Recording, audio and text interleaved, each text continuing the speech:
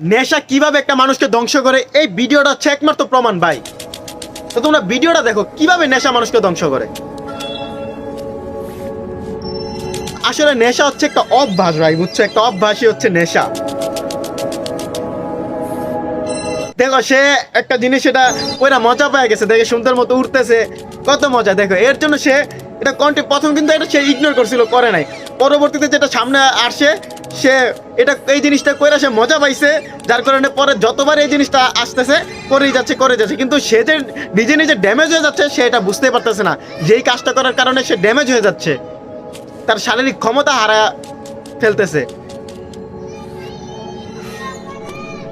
দেখো ভাই, নেশা তোমাকে ভাই ধ্বংস করবে ভাই, একদম চিরতরে ধ্বংস করে দেবে।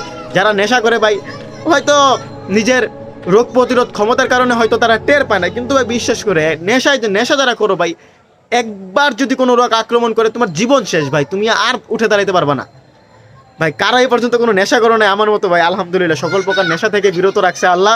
আর মৃত্যুর আগ পর্যন্ত যেন কোনো নেশা আমাকে স্পর্শ না করে, এই দোয়া করি ভাই। আল্লাহ যেন না না নেই, আমার নিজের ইচ্ছা নাই। তো কারা কারা কোনো নেশা করো না জীবন এই পর্যন্ত, অবশ্যই কমেন্ট করে জানায়া যাও।